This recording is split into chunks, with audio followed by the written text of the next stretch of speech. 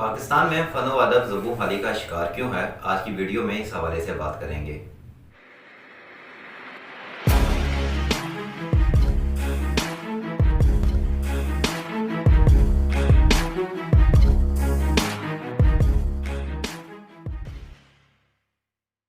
बिस्मिल्लाहिर्रहमानिर्रहीम, अस्सलाम वालेकुम, welcome to voices of the world. मुझे कहते हैं राजा ज़ोहैब बशीर। नाज़रीन, वाओ एक ऐसा प्लेटफार्म है जो रियासत जम्मू कश्मीर पाकिस्तान समेत दुनिया भर से मुस्तनिद खबरें आप तक पहुंचाता है जो कौमी मीडिया दिखाने से गुरेज़ा है। वाओ उर्दू और अंग्रेज़ी ज़बान में ऑडियो वीडियोज़ की अशात के साथ गैर जानिबदार तज़किया और तबसरों को तहकीकाती सहाफ़त के ऐन मुताबिक बनाकर हर दो जानिब के पहलू से आगाह रखने के लिए सरगर्म है। आपने अभी तक अगर हमारे YouTube चैनल को सब्सक्राइब नहीं किया तो हमारे YouTube चैनल को सब्सक्राइब कर दें ताकि आप आने वाली हर नए वीडियो से आगाह रहें। पाकिस्तान में फ़न व अदब ज़बूं हाली का शिकार क्यों है, आज की वीडियो में इस मौजू पे बात करेंगे। हमारे साथ आज के मौजू पे बात करने के लिए एमफिल स्कॉलर, एक मोटिवेशनल स्पीकर, कमाल के राइटर और गुलकारी पर ख़ास दस्तरस रखने वाले एक आप इनको नामवर आर्टिस्ट भी कह सकते हैं। आज़ाद कश्मीर के ज़िला बाग से इनका तल्लक है। ज़ैद अली अब्बासी इनका नाम है। ज़ैद साहब, आपके कीमती वक्त का बेहद शुक्रिया। बहुत शुक्रिया। ज़ैद साहब, सबसे पहले तो ये बताइए कि हम देखते हैं कि पाकिस्तान में जो फ़न व अदब है ये ज़बूं हाली का शिकार है, आखिर इसकी बुनियादी वजह क्या है? ज़ोहैब, इसकी बुनियादी वजह ये है कि चूँकि फ़न और अदब जो है हमारी कभी तरजीह रहा ही नहीं है। फिर चूँकि जो मज़हब की हम तशरीह करते हैं मुख्तलिफ़ हैसियतों में, और जो मज़हब की तो तशरीहात हैं फ़न व अदब के हवाले से, उसको जो हमारी इंटरप्रिटेशन की जाती है, हमारे जो मौलाना हज़रात उलमा तबका है, तो वो उसको एक ऐसा शोबा बना के पेश करते हैं कि जिसका हर शोबा, हर अंग वो गुनाह पे मबनी है। सही। यानी फ़न में शायरी भी है, उसमें ड्रामा भी है, उसमें पेंटिंग भी है, लेकिन इन सारी चीज़ों को अगर हम कलेक्टिव देखें तो हमारे मज़हब में इसको इस हद तक हराम करार दिया गया कि जैसे शराब की हुर्मत का वो हुक्म दिया गया। हालांकि फ़न व अदब जो है वो किसी भी माशरे की जो उतार चढ़ाव है, उसके जो यानी उसके आप कह सकते हैं कि जो उठान है, जो उसके अंदर पाई जाने वाली कमज़ोरियाँ हैं, उनकी अक्कासी करता है। जी, मैं आपसे ये जानना चाहता हूँ कि आपने कहा कि फ़न जो है वो माशरे में उतार और चढ़ाव की कफालत का ज़िम्मेदार है, तो आप मुझे ये बताइए कि फ़न व अदब की तरक्की में हमारे माशरे के ऊपर क्या असरात मुरतब होंगे? अगर फ़न व अदब तरक्की पाता है और इसका पर बोलबाला होता है तो हमारा माशरा कैसे तरक्की पजीर होगा? देखिए जी, फ़न और अदब जो दोनों जो चीज़ें हैं, ये इंसान के समाज के अंदर जो मैंने तजुर्बा किया है, जो मैंने एग्जामिन किया है, ये समाज की कफालत का नहीं, ये बुनियादी तौर पे समाज की जो कमज़ोरियाँ हैं ना, उनको लोगों के सामने लाने का एक टूल है बेसिकली। सही। आपने बहुत सारी पेंटिंग्स देखी होंगी, आपने इनकलाब फ्रांस की पेंटिंग्स देखी होंगी, वो एक पेंटिंग है और पूरे इनकलाब फ्रांस को आपके सामने ला के रख रही है। सही। आपने शॉर्ट वीडियोस देखी होंगी, वो तकरीबन 10 मिनट की 15 मिनट की वीडियोस हैं, उसमें अदाकारी है, कलाकारी है, और वो पूरे इनकलाब फ्रांस को या दुनिया में जितने भी होने वाले इवेंट्स हैं उनको आपके सामने ला के रख देती है। सही। इसी तरह मंजर कशी है, मंजर कशी हाथों से भी की जाती है, आजकल कंप्यूटराइज भी हो रही है, लेकिन आज भी वो जो हाथ से की जाने वाली मंजर कशी है, जो खताती है, उसको बाकायदा एक फ़न की हैसियत हासिल है और लोग उसको बड़े महंगे दामों खरीदते हैं पूरी दुनिया में। तो दुनिया में ये जो फ़न और अदब है, इसने हमेशा सॉफ्टनेस लाई है माशरे में। शेर जो है वो आपके माशरे की महरूमियों का आकाश है, तो वो जब आप लोगों के सामने पेश करते हैं तो जो जज्बातियत जो इंसान के अंदर होती है, जो तनाव है, उसकी कैफियत इंसान के अंदर, बेसिकली कैथारसिस जो है ना, कैथारसिस इंसान को हर जिंदगी के हर लम्हे में कैथारसिस चाहिए होता है। सही। और वो कैथारसिस की जो बुनियादी टूल दुनिया ने इख्तियार किए हुए और जो यानी आज से सदियों पहले से जो चल रहे हैं, उसमें एक मौसीकी है, उसमें आर्ट है, उसमें ड्रामा है। पुराने ज़माने में जब आप देखते हैं कि अशोका के दौर की बात है, उस वक्त भी आर्ट अपनी जगह पे मौजूद था, उस वक्त भी मंजर कशी होती थी, उस वक्त भी शगुफे थे, उस वक्त भी इस तरह के आर्टिस्ट थे जो यानी कि वहाँ महलात में आके अपनी फनकारी करते थे और लोग उनको देख के महसूस होते थे। तो ये जो कैथारसिस है जो आपके लिए और मेरे लिए ज़रूरी है, इसका बुनियादी टूल है फ़न और अदब। अदब आपके माशरे की महरूमियों को भी सामने लाएगा, और फ़न जो है उसके अंदर यानी मज़ाहिया शायरी हो गई, मज़ाहिया कंटेंट हो गया, इसी तरह मज़ाहिया ड्रामे हो गए जो हमारे चलते हैं, जो भी उसके साथ साथ एक तो माशरे की जो महरूमियाँ हैं वो भी डिस्कस हो रही है, और साथ साथ हमें वो जो एक फ़न है وہ اس کی معاشرے میں نکھار لانے کے لیے اہم کردار ادا کرتے ہیں. اور ہم نے یہ بھی دیکھا ہے کہ موسیقی کو روح کی غذا کہا جاتا ہے, اور اسی جملے کے پیرالل ایک مخصوص اور آپ کہہ سکتے ہیں ٹپیکل مائنڈ سیٹ موجود ہے جو اس کے اگینسٹ ہے. تو آپ کی کیا تاثرات ہیں؟ یہ ایک بڑا ہی مشکل سوال ہے اور اس سوال پہ آپ بھی فتوی کا شکار ہو سکتے ہیں اور ہم نہیں ہو سکتے ہیں. تو چونکہ میں جو لوگ یہ کہتے ہیں کہ موسیقی جو ہے وہ نہیں سنی جانی چاہیے یا فن اور ادب جو کچھ بھی ہے وہ حرام ہے, یعنی ڈرامہ کرنا بھی حرام ہے, اسکٹ کرنا بھی حرام ہے, رقص جو ہے وہ بھی حرام ہے, تو پھر میں یہ سوال ضرور پوچھنا چاہوں گا کہ اسلام کا تصور تفریق کیا ہے؟ صحیح, مطلب یہ سوال بنتا ہے نا لوگوں سے. بالکل کہ بھائی فرض کیا, میں پچھلے دنوں میں ایک پڑھ رہا تھا, ایک صاحب کی ایک تحریر تھی, وہ بڑے اسکالر ہیں اسلامک, میں ان کا نام نہیں لوں گا. تو انہوں نے کہا جی کہ ہمارے بچے جو ہیں وہ پوگو ڈرامے دیکھتے ہیں, اس میں کرشن آتا ہے اور جو آتا ہے رام آتا ہے اور وہ آ کے فلاں کو مارتا ہے, اور ہمارے بچے صبح شام کو جا کے وہی ڈسکس کر رہے تھے, کوئی رام بنا ہوتا ہے کرشن بنا ہوتا ہے. اب اس کا جو حل انہوں نے دیا نا وہ بڑا دلچسپ تھا کہ ہمارے لوگوں کو یہ کرنا چاہیے کہ بجائے وہ کرشن اور وہ پوگو اور جو دوسرے جو کارٹونز ہیں وہ دکھانے کے, صحابہ کی کتابیں پڑھائی جانی چاہیے. اب آپ مجھے یہ بتائیں کہ ایک بندہ جو ویڈیوگرافی کی جس کو لت لگ چکی ہے, یا ایک چھوٹا بچہ ہے جو ویڈیوگرافی کا شوقین ہو چکا ہے, جو ویڈیوز دیکھنے کا جو ویژن سے اپنے وہ آبزرو کرتا ہے, کیا وہ آپ کی اس بات کو ماننے کے لیے تیار ہو جائے گا کہ میں ویڈیو نہیں دیکھوں گا, میں ابھی صحابہ کی تاریخ پڑھوں گا؟ جتنا آپ اس کو موٹیویٹ کر لیں نہیں ہوگا. آپ اس کو کمرے میں لے جائیں, اس کو کتاب دیں, ہیٹر لگا کے دیں, پورا انوائرمنٹ دیں اس کو, وہ کتاب چھوڑ کے بیٹھ جائے گا, کچھ اور کرنے لگ جائے گا. بالکل صحیح. مسئلہ یہ ہے کہ مسلمانوں کے پاس نہ تو وہ متبادل کی طرف جاتے ہیں اور نہ اب تک وہ گئے. ایک ارطغرل ڈرامہ آیا ہے جس نے تھوڑا بہت متبادل پیش کرنے کی کوشش کی ہے, اس میں بھی بہت سارے فلاز ہیں, لیکن جب آپ کسی چیز پہ کام کرنا شروع کریں گے تو اس کے بعد آپ کے پاس اس کو بہتر کرنے کی بھی جو ہے, جب آپ اس کا انالیسس کریں گے تو ٹولز آپ کے سامنے آتے جائیں گے. یعنی کہ آپ کے پاس پرابلم ہے تو اس کے سولوشن کی طرف بھی آپ کو جانا چاہیے, اور وہ اس کے متبادل چیز لیم سولوشن نہیں ہے اس کا.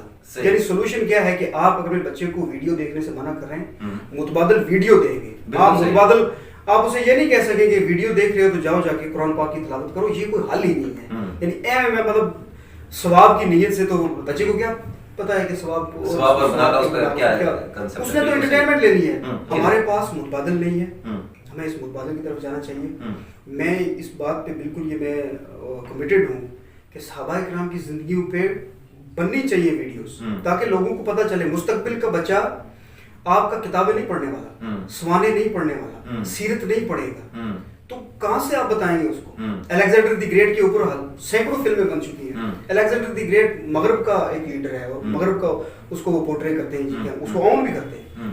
اور آپ کے پاس دینے کے لیے اب فرض کرتے ہیں کہ آپ کے لیے پاس ایک ٹول ہے جی کہ ہم مغرب میں اپنا دین پھیلانا چاہتے ہیں. مغرب کا بچہ تو ہم سے تقریباً 20 40 50 60 سال آگے ہے, وہ ویڈیوز میں وہاں تک پہنچا ہوگا کہ جہاں ہمارا بچہ ابھی شروع نہیں کر سکتا, تو وہ کیا ہمارا لٹریچر پڑھے گا, چاہے اس کو جتنی اچھی انگریزی میں قطع نہیں, وہ تو اسی کو اڈاپٹ کرے گا جو اس کو ویژن کی فارم میں ملے گا. تو ہم اگر اپنے سیرت کو اس ویڈیو میں نہیں ڈالیں گے, کارٹون فارم میں نہیں ڈالیں گے, تو ہم یہ جو کام ہے نا, جو لوگ کہتے ہیں کہ ہم یہ دعوت کا کام کر رہے ہیں, تو یہ ٹولز مسلمانوں کا ایک بڑا پرابلم رہا ہے. ہمیشہ یہ آؤٹ ڈیٹڈ رہے, یعنی موجودہ جو ٹولز ہیں سائنس کو ایکسیپٹ نہیں کیا, 100 سال کے بعد ایکسیپٹ کیا تھا انہوں نے. یہ آپ کو یاد ہوگا, مطلب آپ نے کہیں پڑھا ہوگا کہ یہ جو ہماری فوٹو کاپی مشین ہے, یہ فوٹو کاپی مشین جب آئی تو یہ حرام ہو گئی تھی, اور ترکی کی اس وقت خلافت تھی. تو فوٹو کاپی مشین حرام ہونے کی وجہ سے ہمارے قرآن کے نسخے, ہمارے ترجمے کے نسخے, ہماری حدیث کے نسخے وہ پوری دنیا میں اس فریکوینسی کے ساتھ نہیں پھیل سکے, اور ویسٹ کا لٹریچر ہمارے پاس آتا رہا, اور ٹھیک 1 صدی کے بعد ہم نے اس کو اڈاپٹ کر لیا. آج قرآن اسی سے شائع ہو رہا جو حرام تھی. بالکل ایسے ہی ہے. آج قرآن پڑھا بھی اسی لاؤڈ اسپیکر پہ جا رہا ہے جو حرام تھا. یہ ایک بڑا فیکٹر ہے ہماری سوسائٹی کا جو ہمیں وقت کے ساتھ ساتھ چلنے نہیں دے رہا. دوسرا, ہمارے پاس متبادل نہیں ہے.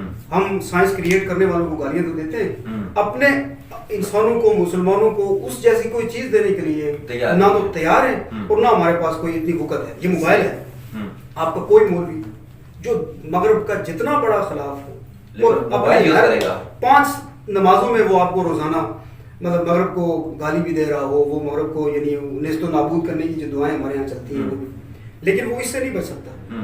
وہ اس کا سارا کام جو ہے نا اس کے بغیر نہیں ہو سکتا. بالکل صحیح. جس کرسی پہ بیٹھا ہوا ہے وہ بھی یعنی کہ ایک چیز میں آپ سے جاننا چاہتا ہوں کہ فن و ادب کا جب ہم تذکرہ کرتے ہیں تو ماشاءاللہ سے آپ تو رائٹر بھی ہیں, موٹیویشنل اسپیکر بھی ہیں, شاعری بھی کرتے ہیں, گلوکاری بھی کرتے ہیں, تو بہت سے ایسے ہم لوگوں کو دیکھتے ہیں کہ جو اس فیلڈ کی جانب آنا چاہتے ہیں, جو شاعری کرنا چاہتے ہیں, جو اچھا لکھنا چاہتے ہیں, بولنا چاہتے ہیں اور گنگنانا چاہتے ہیں, تو آخر ان کے لیے کوئی پلیٹ فارم ہے, کوئی پیٹرن ہے؟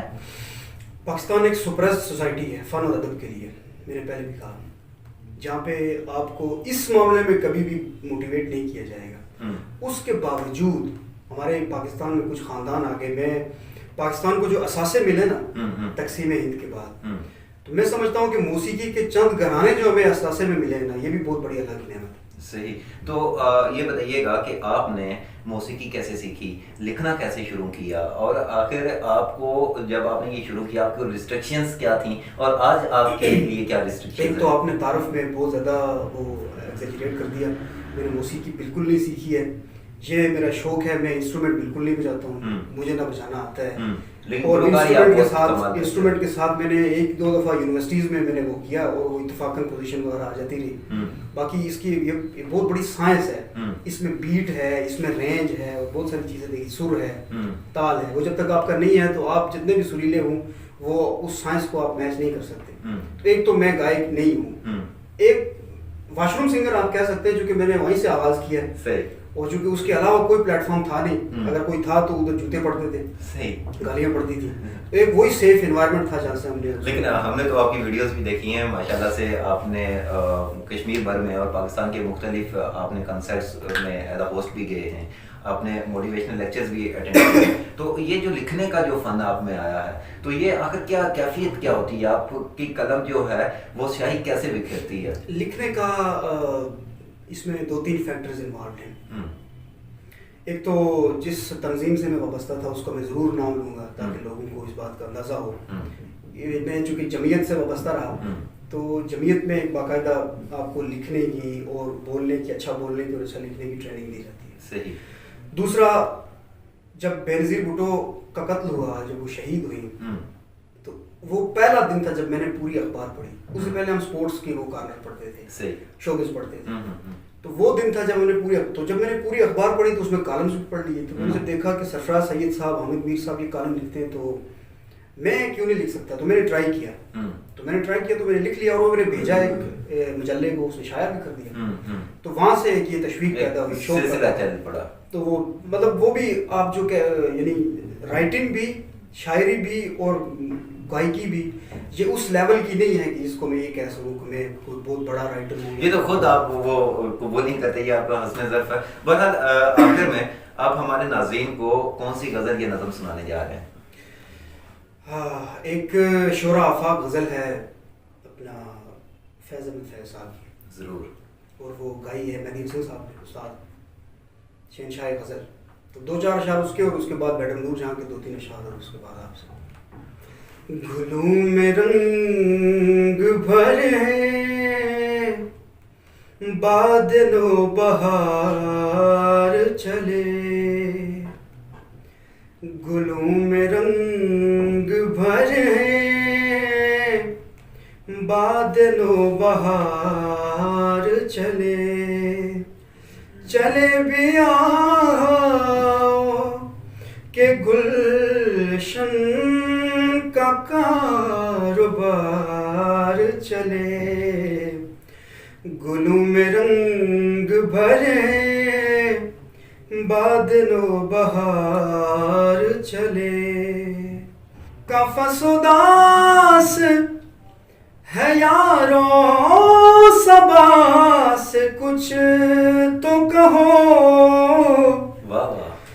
قفس اداس ہے یارو صبا سے کچھ تو کہو, کبھی تو بہر خدا آج ذکر یار چلے, چلے بھی آؤ کہ گلشن کا کاروبار چلے, گلوں میں رنگ بھرے बाद नो बहार चले। सुभान अल्लाह। और खुदा ने आपको खुदा ना सलाहियतों से नवाजा है, और ऐसी सलाहियतों से नवाजा है कि अब मैं ये कहने पे मजबूर हो चुका हूँ कि आपको अपनी इस सलाहियत का एतराफ़ कर लेना चाहिए। अब माशाल्लाह से बहुत कमाल के गुलकार हैं, और आप इसको अगर प्रोफेशनल लेके चले तो इंशाल्लाह बहुत कमाल आप एक अच्छे आर्टिस्ट बन सकते हैं। अच्छा, ये आप घर से निकलवाने का मशवरा दे रहे हैं? अच्छा खैर है, अगर निकले तो हम दोनों ही घर से एक साथ निकलेंगे। बहरहाल मैडम नूर जान की आप कोई उनकी एक शुरा अफ़ाक गज़ल है, जावेद कुरैशी साहब की लिखे हुए लिरिक्स हैं। आशियाने की बात करते हो, आशियाने की बात करते हो, दिल जलाने की बात करते हो, दिल जलाने की बात करते हो, दिल जलाने की बात करते हो। सारी दुनिया के रंजो गम देकर, सारी दुनिया के रंजो गम देकर, मुस्कुराने की बात करते हो,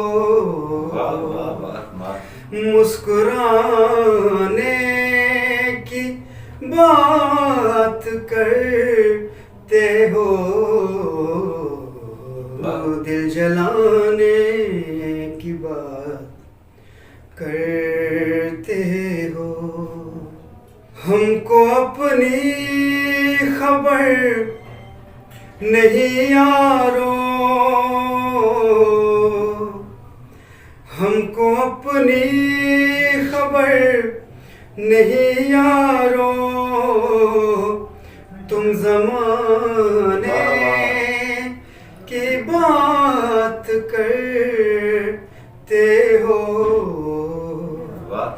तुम ज़माने की बात करते हो, आशियाने की बात करते हो। वाह वाह वाह वाह। तो नाज़रीन, जाते जाते बस आपसे इतना ही तो कहना है कि हदे नज़र से आगे ज़िंदगी अभी मुस्कुराती है, मेरा पैगाम तो मोहब्बत है जहाँ तक पहुँचे। ज़ैर साहब, आपकी कीमती वक्त का बहुत शुक्रिया। बहुत